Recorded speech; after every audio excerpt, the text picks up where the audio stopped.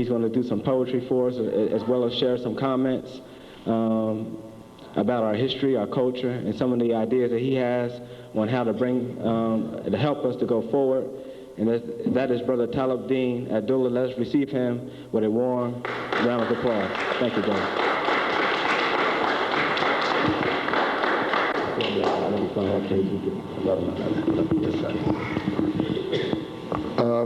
Brother Razak, let me use this one over there that's in the stand.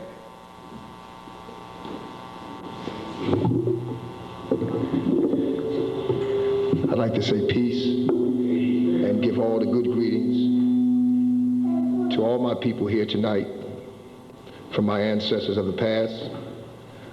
I'd like to say I thank God for the ability to stand in front of you and be able to speak to you and communicate with you. And also I'd like to thank Brother Tim Razak and his brother Jay for bringing forth Razak's books and bringing forth the great speakers that they have presented before us, a lecture series. I see our brother Del Jones is here tonight. I'm glad to see him. He took time out of his busy schedule to come down to Trenton, New Jersey, and to give us and share with us some of the news of the international and national struggle of our people. I also like to acknowledge Brother Razak's mother and father and his beautiful sisters, who to me have been an example of a family who are united in purpose, who come out and support all the causes that I've been involved in Trenton since I've been involved. And they've been an example to me, and I'd just like to acknowledge, Brother Razak, your family, your beautiful family, and they have been an example to me. Mr. and Mrs. Glass, thank you for staying together so long and being an example for us. Brother Razak and his mother, thank you very much. Brother Razak asked me to come and read some of my poetry. My name is Brother Abdullah. Most people know me as the brother who sells the oils and incense with my lovely wife on Spring and Willow Street. Most people don't know me as a brother who speaks publicly or gives any talks on poetry. But there's another side to me. Sometime as I walk through the community and I contemplate on my people and I rest in my bed and I think about the struggle of our people, images begin to come to my mind, and I write these images down. And I see these images, and these images invade my mind. Thank you, brother. Thank you, Brother Razak. Okay. Let's put it there. Just bring that a little further.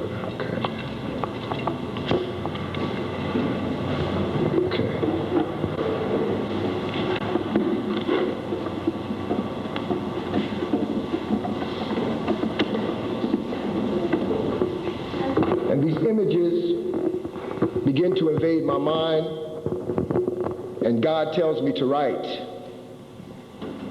And I got images of a lost love, a love of self, a love of life.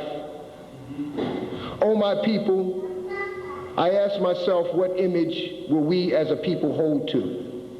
Will we hold to a love? Will we hold to a hate?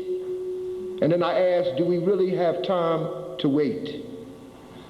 Oh, my people, we need to show more love, more smiles, more concern for each other. Our children are growing up in too much confusion, images, too much hate, images, too many drugs, images, too little life without principles.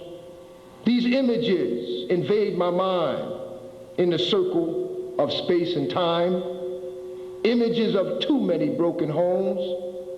Life ain't no fun when you're all alone. What image will we hold to? A love? A hate? Do we really have time to wait?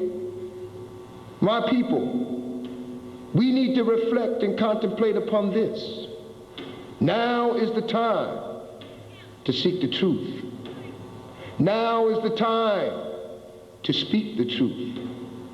Now is the time to build with one another. No time to subtract, no time to divide.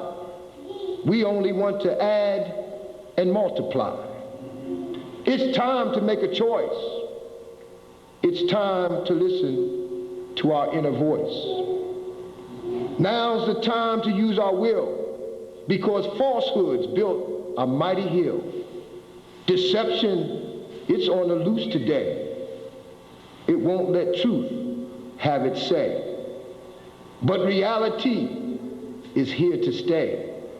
Falsehoods going to break away. Reality is here to stay, because it's time to make a choice. Time to listen to that inner voice. It's time to make a choice. It's time to listen to the inner voice. Subtle manipulation,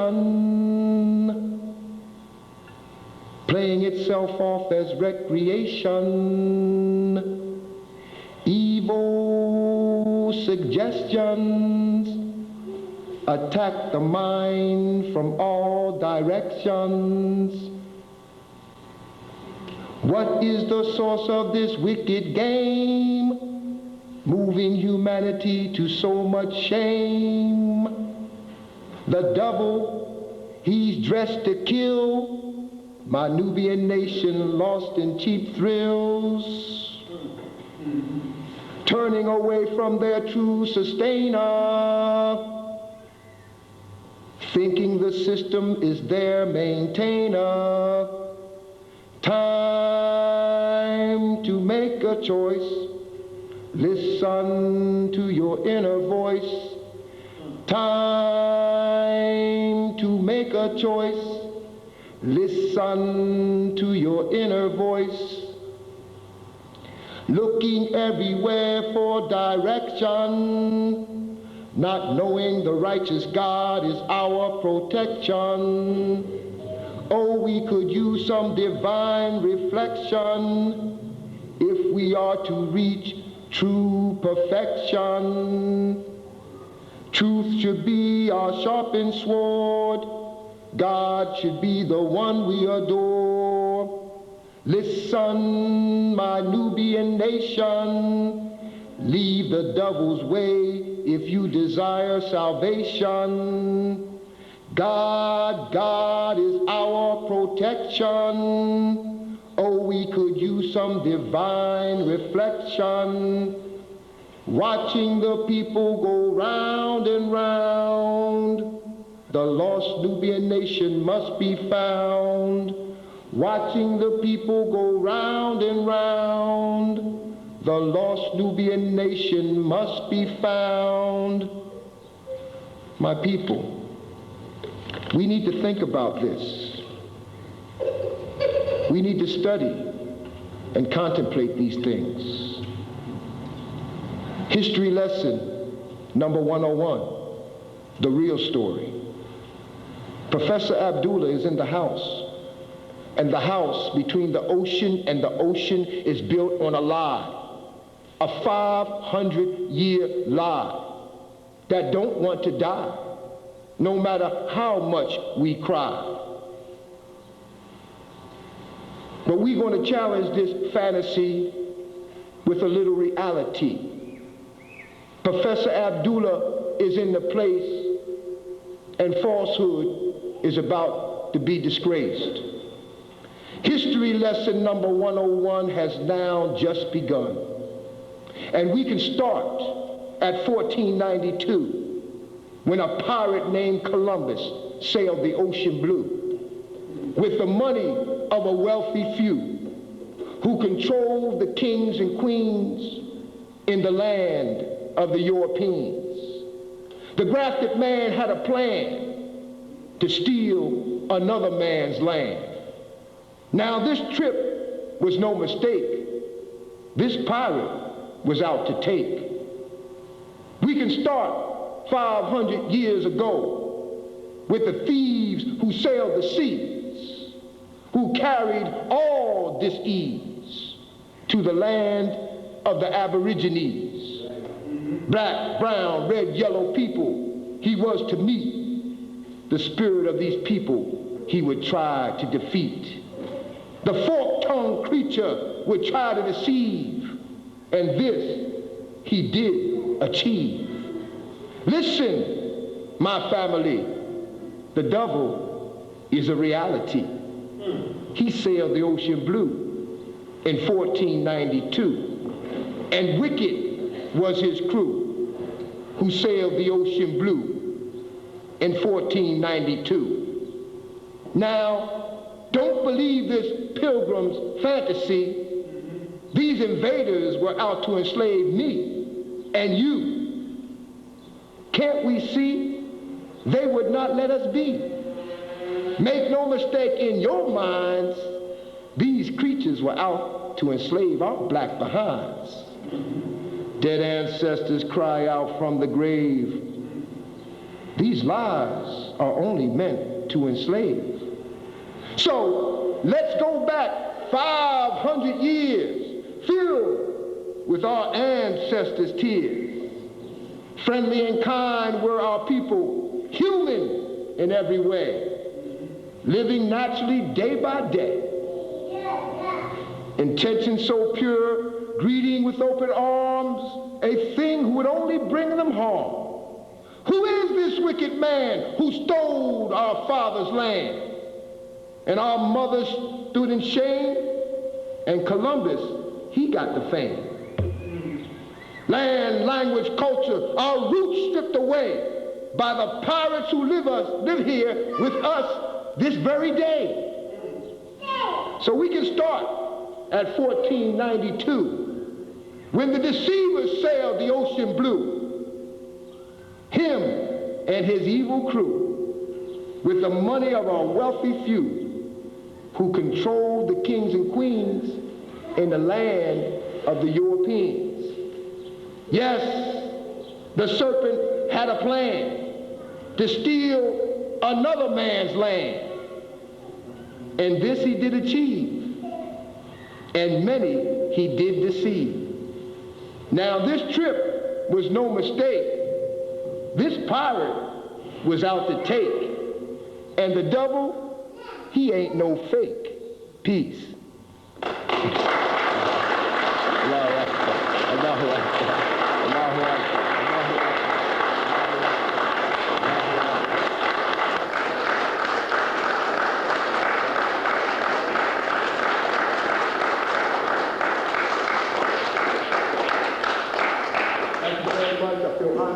Before my people, and to speak these words of truth, and in all humbleness, I speak these words. I got one more, and I'm going to wrap it up. And may Allah, God, have mercy upon us, and let us receive his grace. We must think about this, my people. Does anybody ever think about the lost souls who have passed through our history? The soul who remains unfulfilled in spite of all the fame, trapped in another man's game. His mind is just a valley for another man's crop. He has come to a mental stop. His mind is lost in the incomprehensible. His actions are reprehensible. He remains a pawn in the devil's game. Grafted thoughts in the divine black brain. Does anybody ever give thought to the lost souls who have passed through our history? The mind that is trapped in the insane, looking for another man to blame so he can man the same, playing the devil's game. Now ain't that a shame? Looking for another man to blame so he can stay the same, playing the devil's game. Whose promise is not true? The goal is to deceive you and me so we can't see the reality. Does anybody ever think about the lost souls who have passed through our history? Those who have died believing in his version how things should be. You know we all have to agree to his version of reality, that good is bad and bad is other than bad. It's so sad to be driven mad by the deceiver's knowledge, even if you went to college? You just a pawn in the game, shamed and defamed, and the damn devil's to blame. Ain't that a crying shame? Does anybody ever think about the lost souls who have passed through our history? Suspended in the mind, never knowing the true time, the devil's got him in a bind, life is a continuous grind, somebody's foot is always in his behind, because he has to make that social climb, in the devil's ladder to success, all the time cleaning up his mess, and he gets the fame while we fall in shame. When will we learn? If not, we will burn. Does anybody ever think about the lost souls who have passed through our history? If not, we should. Peace. P-E-A-C-E.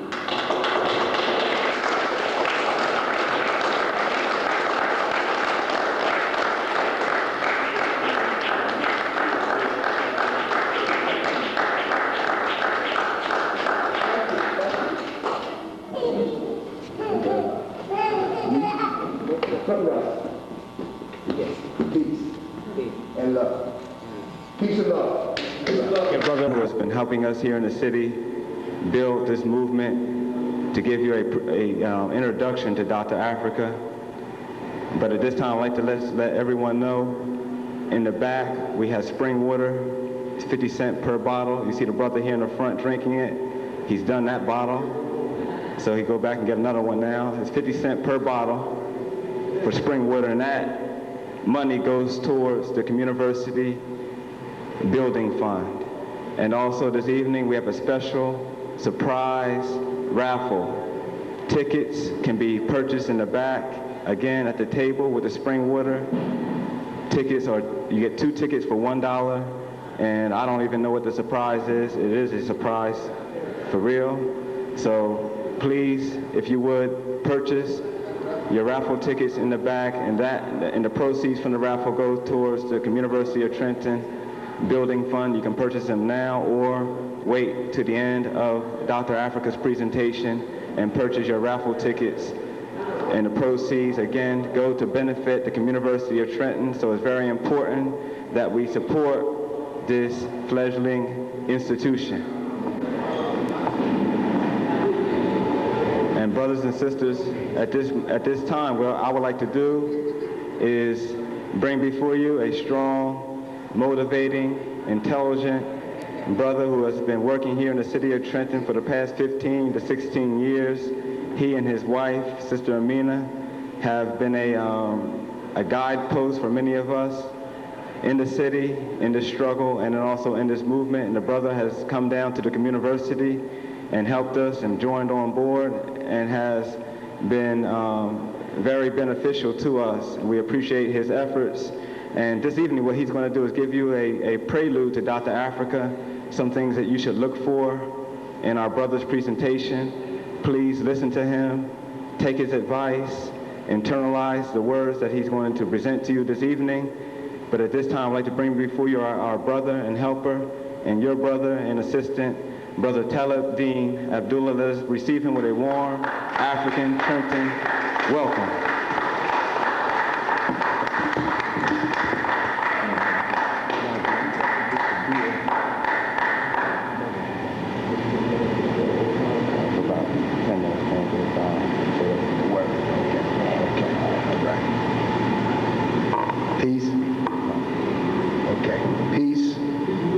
Assalamu alaikum, Imhotep, and all the good greetings of all our ancestors throughout our ancient history. We are here tonight to see our brother Dr. Africa and to hear him lecture and give us some facts that we need to know about our health. But before we get into the lecture of the good doctor, I would like to deal with some of the things that we have been dealing with in our school at the University and with Razak's books. We have dealt with or have about 50 children at our school. They are learning computers, technology. They're learning about reading, writing, arithmetic, but most importantly, they're learning about themselves as African people.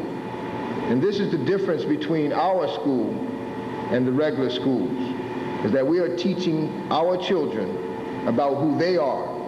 We're not begging anybody else to teach them. We're not asking anybody else to teach them. It is our duty to teach them.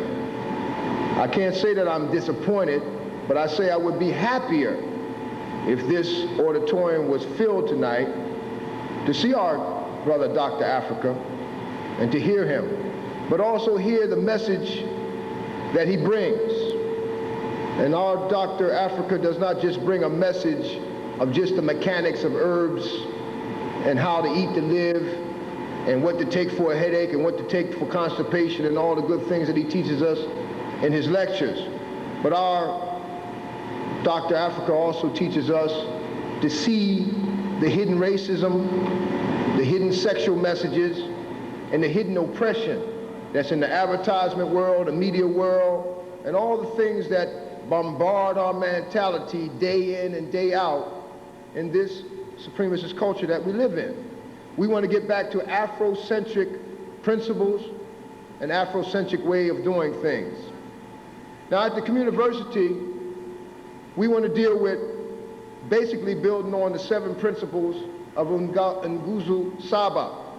Now basically, most of us hear about Nguzo Saba during the Black History Month of February, which just happens to be the shortest month of the year. At first, it was a Black History Day that they gave us. And then it was a Black History Week that they gave us. And now it's a Black History Month that we have, and it happens to be the shortest month of the year. I believe that it's time, and the brothers and sisters that I've been conversing with believe that it's time that we should have an Nguzo Saba every day of the year, that we need to practice the 7 principles. Now I'm going to go over these principles. We have to begin to have African love and concern all throughout the year. We have to begin to build on the principles of Nguzo Saba.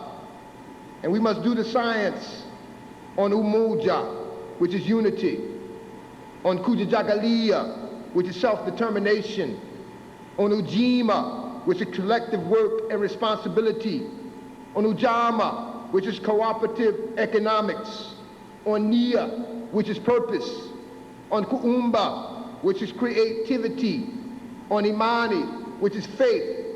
And these should not be no empty, idealistic principles that we hang up on the wall and worship once a year. But these should be principles that we begin to build our life upon day by day with our children, with our families. And when we come together, we will come together under these principles. And all things begin in the name of the Most High. Now what is Umoja? What is unity? It is to strive for and maintain unity in the family, community, nation, and race. And we should work on these things not once a year, but every day of the year. And what is Kujajagalia? Self-determination. It is to define ourselves, name ourselves, and speak for ourselves instead of being defined, named, and created for and spoken by others. We can cry all we want for the school board to teach Black history. We can cry all we want for the school board to teach our children about what we know they should learn. But they ain't going to do it because they're working for the enemy. And I don't need to name him because we all know him. So now we have to begin to do for self. They're cutting back on our programs that we thought were once cherished and once would never end. Now we're left to our own, to do for self. Well, Marcus taught us to do for self. And Elijah taught us to do for self. And many of our great leaders, men and women, showed us that the only way that we can survive as a people in this racist land that we live in is to do for self. So we must begin to believe and begin to build on the 7 principles. And Ujima, collective work and responsibility to build and maintain our community together and make our sisters and brothers' problems our problems and to solve them together. Now, we may be small in this room, but we are nucleus. And I've learned that everything, everybody, every powerful body that we see in the universe has a nucleus, an essence, something that without it would not be. So everything starts there. So if we are going to be the nucleus here in Trenton, New Jersey, then let us understand what our mission is. And let us get behind Razak's books and the community. Let us volunteer for the new programs that we would like to institute. Let the parents come out and get involved. The last meeting we had of the parents-teachers meeting, we didn't have much involvement. We don't want to fall into that same old laissez-faire, lazy, Negro attitude that we've had in the past. This has something to do with us. Being in this room has something to do with us, the building of our nation. Listening to Dr. Layla Africa is not, we don't want to become cult figures. And I don't think that that's what the brother would want us to be.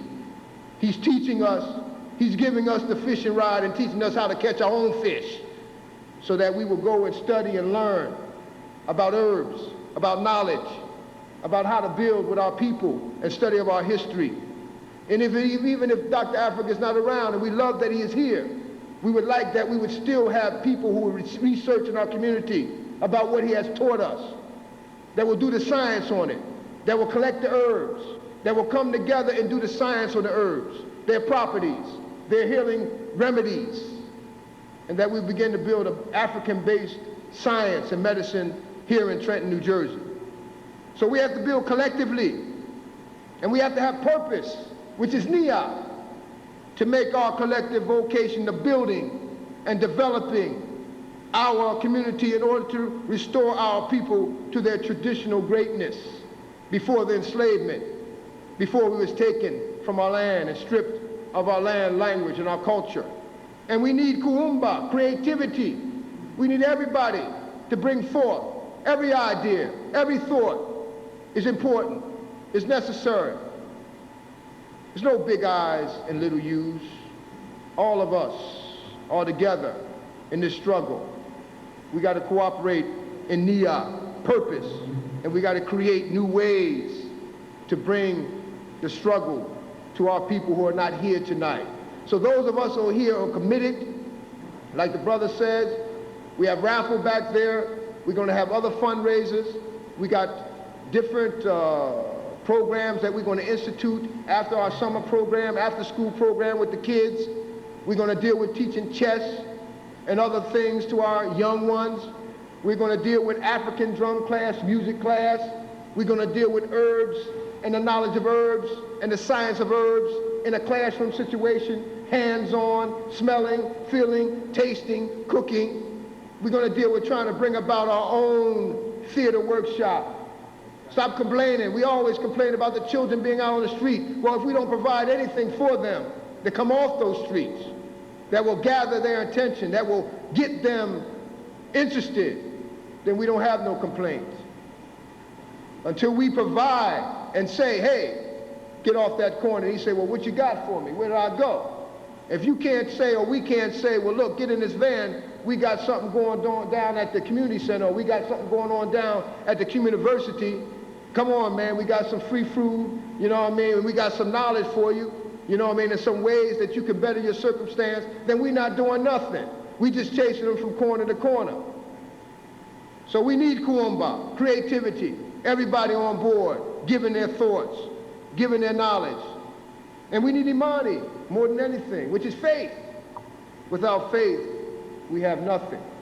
Without the faith that we can be better than what we've been, without the faith that there can be more people, if we can't see or envision that there can be room full of people lined up against the wall, if we can't see that, if we just see what we see and say, oh, the same old people, we have to begin to realize that with faith in the Almighty and with faith in our abilities and what has been laid down to us from our ancestors, that we can bring people out to see our lecture series and bring people out to involve themselves in our community and in other things that are positive in our community. So we need umoja, kujajigalia, ujima, ujama, nia, kuumba, imani. We need to build upon these principles, and we must motivate in order to elevate. And we must elevate in order to recreate who we are. We are not a mere product of the society in which we are born. No matter how negative our environment, the Almighty Most High God has given us the divine ability to change our circumstances. It's no secret. We have the ability to recreate who we are, for better or worse. In our case, as a people, we need to build upon the positive. Let us understand one thing. All good actions start with good thoughts. The reality is all bad actions start with bad thoughts. This is not hard to absorb and comprehend. It is simply as you think, so shall it be. So how are we thinking? How are we acting? How are we speaking? The tongue is a translator of the mind, which is the heart. A person will speak most about what they think. It will come out naturally in their everyday conversations, whether it is money, sex, cars, sports, TV shows, gossiping, or backbiting other people out of envy. We say at the community and at Razak's books and with the brothers sisters I roll with, that you are what you think. As Jesus, the great prophet, said, a man, as a man thinketh, so shall it be. Thank you, brother man. And to add to this knowledge, a person cannot rise no higher than their highest thought, no less. And a person can rise no higher than their highest thought. And if you think you can be better, you can. It is all up to us, no more, no less. So the key to becoming a better, more positive, and more motivated person is to tap into our own thinking. It is not necessary to change how other people think about us, but it is most necessary for us to change our opinions about ourselves. Now at the community, we want to build on the seven principles of Kuja Jagalia, and the seven principles which we have coined, which is we need a system based on good judgment, and we need a system based on good morals, and we need close family ties and close relationships. We need self-discipline. We need righteous goals. We need safe surroundings for our families and our children. And we need, most importantly, true unconditional love for one another as a people. And if you add all these things together, it equals up to happiness, which equals up to heaven, which equals up to completion, which equals up to peace. So, without further ado, let me get to the business of introducing my brother, because I can get to talking about these things for a long time. But right now, we want to introduce our brother who has traveled a long way, who I look at as a soldier in the cause of our African struggle. And Allah has used him in the knowledge that he has learned in herbs and history to bring that struggle to us. Now, in my studies of Dr. Africa and his books, and I've read Nutricide and African Holistic Health, and I've listened to his lectures and looked at his tapes, Dr. Africa, to me, does more than just talk about the properties and purposes of herbs and proper nutrition. I mean, you will see that the good doctor is teaching more holistically than some of us may think. While he is instructing us in the ills of eating a McDoodoo burger, as he says, he is also calling our attention to the subtle and hidden messages that hit our subconscious mind before the conscious mind can ever decipher what's happening to us. And I'm talking about subliminal seduction, sex messages, and messages of white supremacy that invade our minds in ways that would surprise you and me. All these messages are the plot of those who plot to control us. And this, to me, is the crux of Dr. Africa's message. I can hear Dr. Africa telling us it is worse than you may think. I done heard him say that a few times. We are going to find ourselves in a very unthinkable position if we don't start thinking. And we're heading for the 21st century. The New World Order is rolling right along. The stormtroopers are in place. The falsehood is running amok.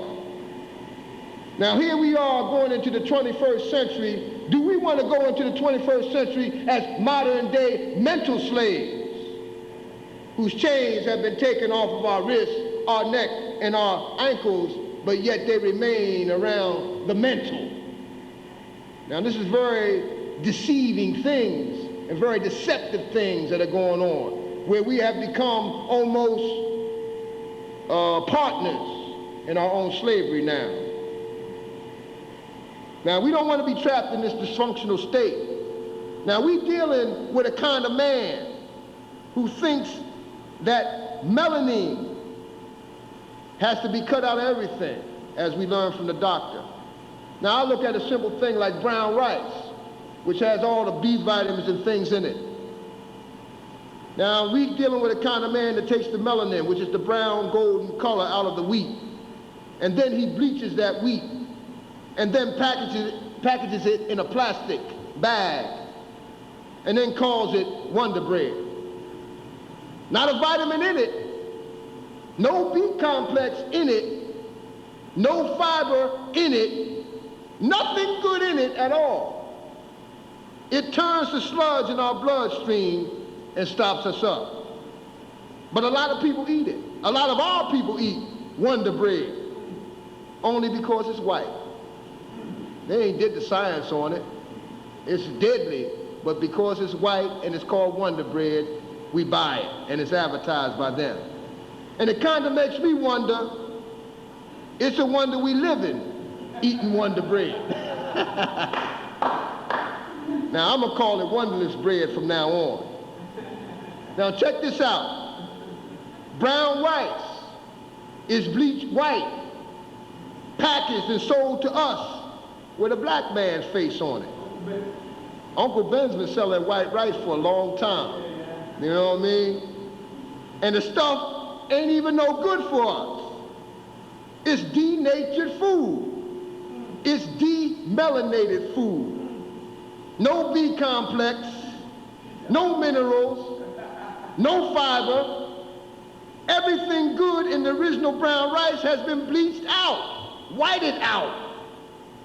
And all that's left is a grafted product whose only value to some is that it's white. We need to check this out. I mean, these are subliminal messages of white supremacy, and they are all around us.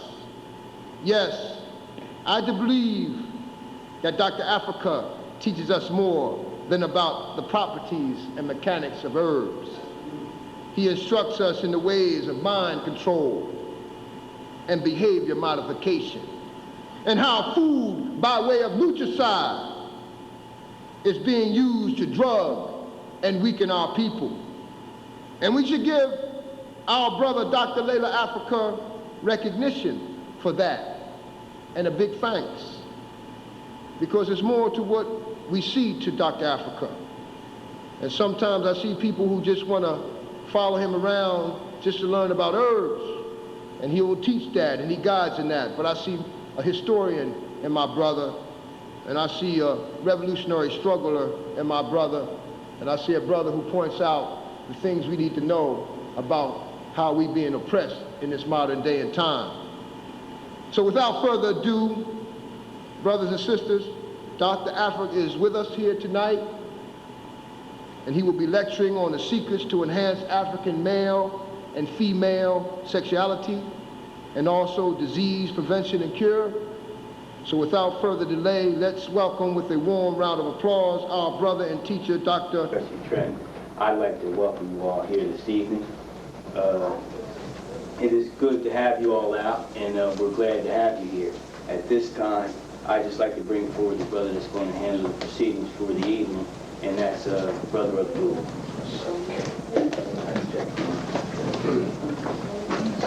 How's everybody doing tonight? Great. I'd like to say peace and good greetings to all my people here tonight.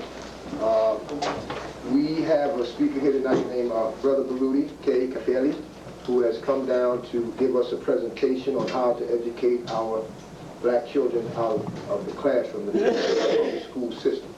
But before I bring on Brother Baruti, I'd like to give a little come on, to kind of bring him on, kind of prerequisite to his presentation. I'll be as brief as possible. But I want to start with a quote from our brother Marcus Garvey on education. Our brother Marcus said, and this is a quote, "It is by education that we become prepared for our duties and responsibilities in life. If one is badly educated, he must naturally fail in the proper assumption and practice of his duties and responsibilities. The Negro fails in the proper assumption of his duties and responsibilities because he is badly educated. He has universally failed to measure up to his duties and responsibilities as a man and as a race. His education has become subversive. He must now make his education practical and real. Hence, he must rearrange everything that affects him in his education to be of assistance to him in reaching out to his responsibilities and duties. Therefore, it is necessary for the Negro to be additionally educated or re-educated after he has imbibed the present system of education.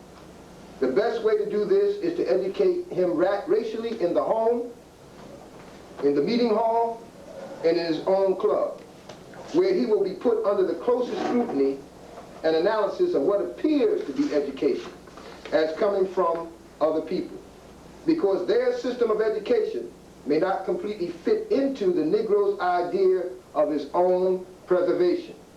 End of quote. Now, as I observe in my community, we all see the youth of our community hanging out on the corners, not going to school, not prepared when they go to school, not doing their assignments, and some just don't even care about school or education. And we may ask the question, well, what's wrong with our youth? What's wrong with them guys out there on the corner? They're a bunch of hoodlums. They're this, they're that. All they want to do is sell drugs. Yes, that's what we see, but there's a reason for this. And Marcus hit on that point. So the main question that comes up when I talk to people is, why are our youth so crazy? Why are they so alienated from the society? Why are they so alienated from their parents? And the question is, what is the source of this craziness and alienation in African youth?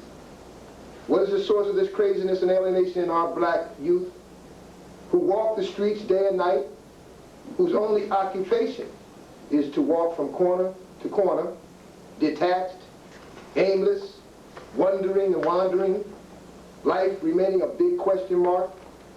No real answers to be found in this deceptive world that surrounds his mental compound. He is not organically or wholly attached to any part of this false world, created by evil scientists who work for his own demise. All the time he tries to find a place in this contradictory world, where the devil's lies twirl and swirl in a never-ending fantasy.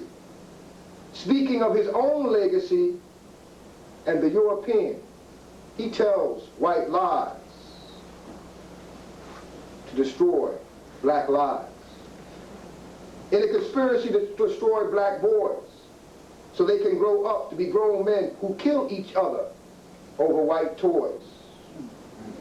Yet